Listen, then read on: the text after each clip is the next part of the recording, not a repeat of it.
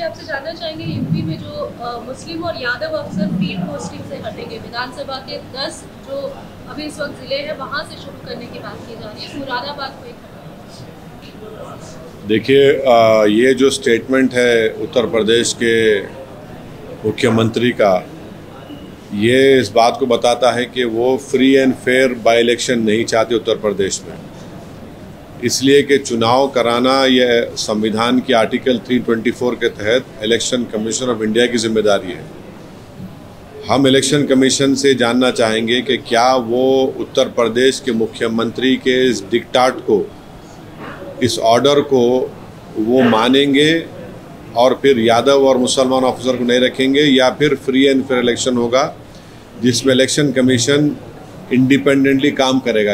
अब उत्तर प्रदेश के मुख्यमंत्री ये बताना चाह रहे हैं कि वो इलेक्शन कमीशन ऑफ इंडिया है और आर्टिकल 324 के कोई माने नहीं रखते। वो ये भी कह रहे हैं कि अब इलेक्शन फ्री एंड फेयर नहीं होगा, क्योंकि वो कोई पॉलिटिशियन, कोई मुख्यमंत्री, कोई प्रधानमंत्री इस बात को तय नहीं कर सकता कि कौन सा ऑफिसर रहेगा नहीं रहेगा, तो इलेक्शन कमीशन तय करेगा।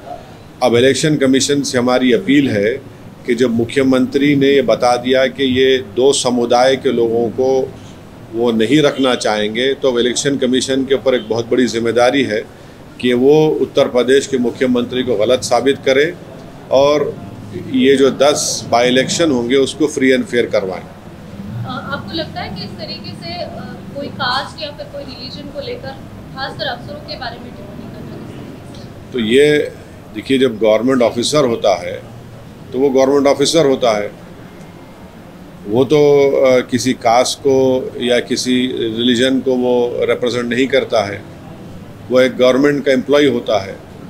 और मुख्यमंत्री का ये कम्युनल बिहेवियर है कि वो गवर्नमेंट एम्प्लॉयज़ को भी अपने कम्युनल चश्मा लगाकर देखते हैं, तो ये तो उनका हमेशा से ही बर्ताव रहा। तो इससे ये मालूम होगा कि इससे मालूम होता है कि मुख्यमंत्री कितना नफरत करते हैं उन समुदायों से जिनका इन्होंने जिक्र किया है।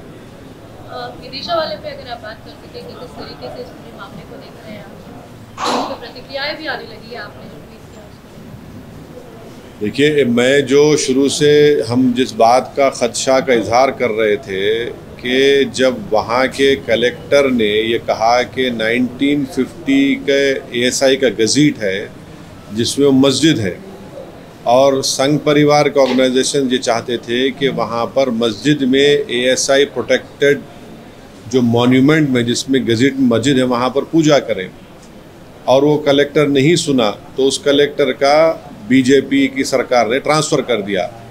इसको आप जक्सटपोज कर देखिए कि प्रेजेंट वक्फ बिल में कलेक्टर को ये पावर दिया गया है कि वो डिसाइड करेगा कि एक कोई प्लेस ऑफ वर्शिप या प्रॉपर्टी वक्फ है या नहीं।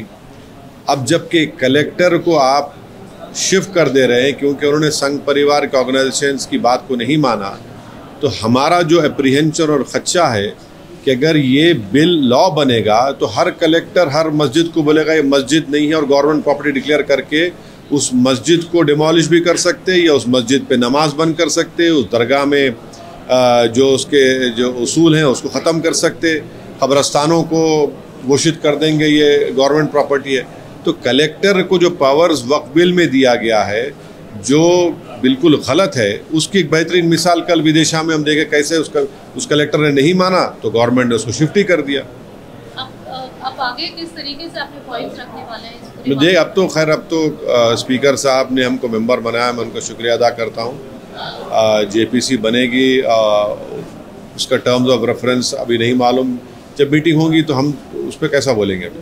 लेकिन एक सवाल ये भी उठता है कि कई लोग जो है 1955 से या 50 से वहाँ पर उन ज़मीनों पे रह रहे हैं। हम संगारेड्डी भी गए थे, हम वहाँ पे भी गए थे, तो बाकी जगहों पर जब हम लोग जा रहे हैं वहाँ पर देख रहे हैं गरीब मुसलमान भी है, गरीब हिंदू भी है जो अपने मतलब दादा परदादा की ज़मीन मानकर वहाँ पर खेती का काम कर रहे हैं। आज उनको बोल दिया गया कि ये वक्त की ज़मीन, आज नहीं बोला गया उनको, 2001 में बोला, 2001 का गैजेट आज नहीं बोला गया उनको। गज़ीट कौन इशू करता है आप बताइए? नहीं, गज़ीट कौन इशू करता है? वक्फ बोर्ड तो इशू नहीं करता गज़ीट। सर्वे कमिश्नर सरकार का होता है। सर्वे कमिश्नर सरकार के पैसों से सर्वे करके रिपोर्ट देता है। उस रिपोर्ट को प्रदेश की सरकार गज़ेट इशू करती है।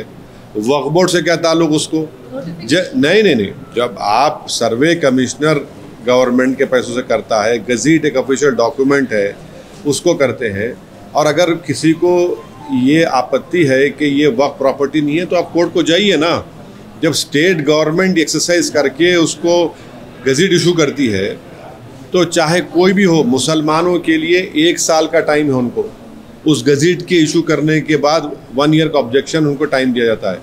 नॉन मुस्लिम्स के लिए कोई टाइम लिमिट नहीं है, आप ऑब्जेक्ट करिए, कौन रोक रहा है आपको?